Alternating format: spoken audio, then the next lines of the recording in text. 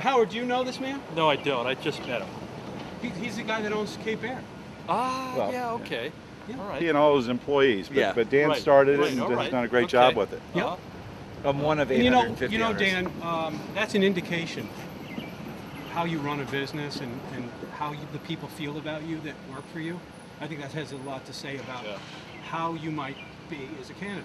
Well, it's I appreciate your saying that, because I hope that is the hope that we take that same energy and that same level of commitment and that same love of what they're doing to the State House. Absolutely. Are you filming this? Yeah.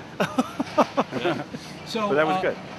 So, had you ever run for anything before? I've never run for anything before. Certainly been deeply involved in the community, deeply involved with Cape Air, and care a lot about the people that we serve and the places that we serve. Okay, so you're running for state senate. State Senate. Rob O'Leary is running for Congress. That opened up his seat, so I'm running for the seat that Rob O'Leary is There taking. you go.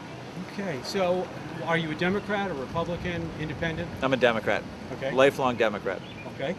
And But hold on a second. Okay. Let me rephrase that. I am a Democrat, but I think the message appeals across party lines. I mean, it's a very pro-business, pro-community, pro-environment message, and I think that should appeal to everybody. All right. Is there a particular issue that is of more importance than others at this point? Well, I think at this point, everybody's focused on the economy. Everybody is hurting. Unemployment is very high. People are having trouble making mortgage payments.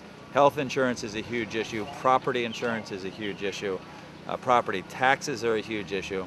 So we see that incomes are down. It's challenging to get and keep a job, and expenses are way up. So I think we're focused mainly on the economy, but we don't want to grow the economy at the expense of the environment. So I think a close second is the environment as well. So how can a state senator have any influence on an economy that's not doing too well? I think they can do a heck of a lot. I mean, the Senate President just came out with something that'll revive some of the insurance, premiums that small businesses will have to pay, and those are little steps in the right direction.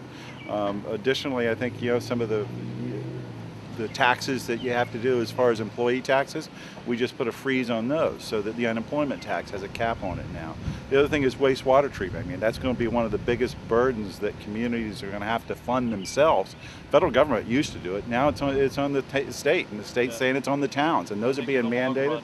The water issue is going to be a real serious problem for this country, and the politicians have to wake up to that, because not only out west it's already out west, California, Nevada, Arizona, etc. It's a serious issue out there, and it's just going to compound itself and enter the New England arena. So.